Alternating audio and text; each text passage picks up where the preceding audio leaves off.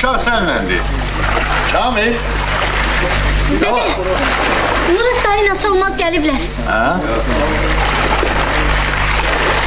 Çoxdan gəliblər.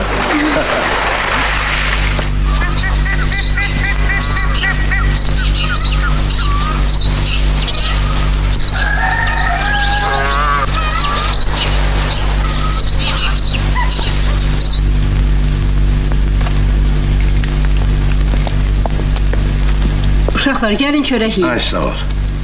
Əli, vallah dünyada başqa bir dəniz yoxdur ki, bu cür balıq olsun. Bəh, bəh, bəh. Can dərmanıdır. Elədir. Heyf ki, bunun da ömrünə az qalıb. Niyə? Özün demirdin ki, Moskvanın, Bakının böyük alimləri dənizin dibində nöğüt axtarırlar? Nə olar ki? Nöğütlə balığınki tutmaz. Neft çıxan kimi balıq tələf olub gedəcək. Əşki, nə danışırsan? Dənizdən neft çıxarmağın fəndini tapırlar. Balığı saxlaya bilməyəcəklər. Nə bilim? Mən bir təhər başımı girləyib, ailəmi dolandıracağım. Amma bu balığa hayfım gəlir. Keçən il Moskvadan bura bir alim gəlmişdi. Özü də balıqdan kitab yazırdı. Deyir bu balıq dünyada ən qədim balıqdır. Beləsini tutanda adamın ürəyi lap dağa dönür. Bura bax, yadındadır keçən yıl söz vermişdin ki, mənə də özünlə dənizə aparacaqsan? Hə, nə oldu? İstəyirsən günü sabah çıxar. Beni de. Xeyr, hələ balacasan. Daha yekə kişidir ki. O balığı bir qaldır. Belə. Bir də qaldır. Ay sağ ol. Aferin. Bir də qaldır.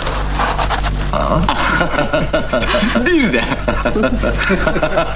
Gördünüz? Aferin. Səni dənizə aparmaq olar.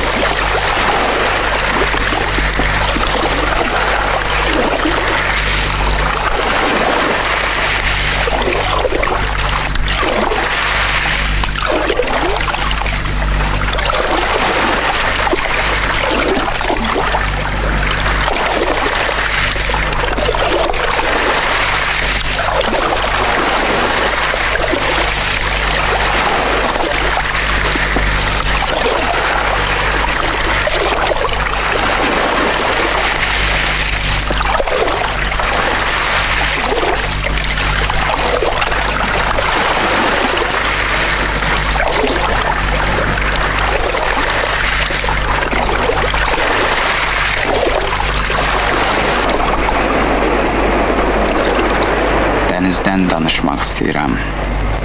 Dənizdən, bizim gözəl, altı, içi dolu dənizimizdən. Bu dəniz həmişə belə mehriban olmur. Küləklər onu qamçılayanda dalğaları şahə qalxır. Qayaları da yerindən oynadır. Dənizin qəzəbi yamandır. Biz onun qəzəbindən qorxmuruq. Qurbanlar da aldı bizdən, biz təslim olmadıq. Bu ölüm-dirim davasından qalib çıxanda biz olduq.